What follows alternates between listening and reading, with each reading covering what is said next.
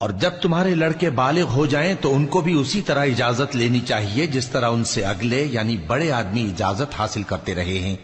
اس طرح اللہ تم سے اپنی آیتیں کھول کھول کر بیان فرماتا ہے، اور اللہ جاننے والا ہے، حکمت والا ہے۔ اور بڑی عمر کی عورتیں جن کو نکاح کی توقع نہیں رہی اور وہ زائد کپڑے اتار کر سر ننگا کر لیا کریں تو ان پر کچھ گناہ نہیں، بشرطے کہ اپنی زینت کی چیزیں نہ ظاہر کریں، اور اگر اس سے بھی بچیں تو یہ ان کے حق میں بہتر ہے، اور اللہ سنتا ہے، جانتا ہے۔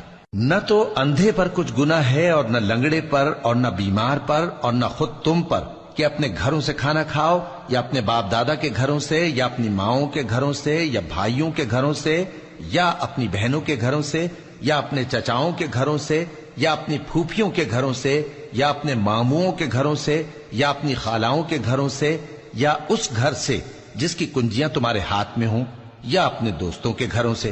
اور اس کا بھی تم پر کچھ گناہ نہیں کہ سب مل کر کھانا کھاؤ یا جدا جدا۔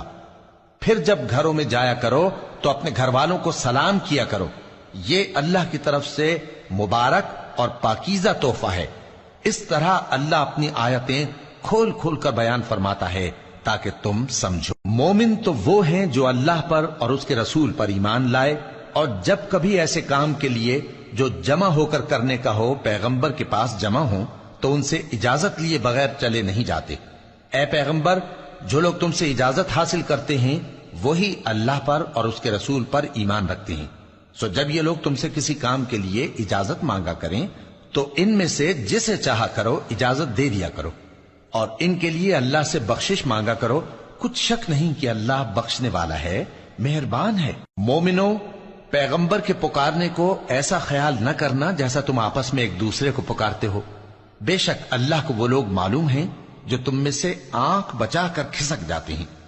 تو جو لوگ ان کے حکم کی مخالفت کرتے ہیں ان کو ڈرنا چاہیے کہ ایسا نہ ہو کہ ان پر کوئی آفت پڑ جائے یا تکلیف دینے والا عذاب نازل ہو۔ دیکھو، جو کچھ آسمانوں اور زمین میں ہے سب اللہ ہی کا ہے۔ جس طریق پر تم ہو وہ اسے جانتا ہے، اور جس روز لوگ اس کی طرف لوٹائے جائیں گے تو جو عمل وہ کرتے رہے وہ ان کو بتا دے گا، اور اللہ ہر چیز سے واقف ہے۔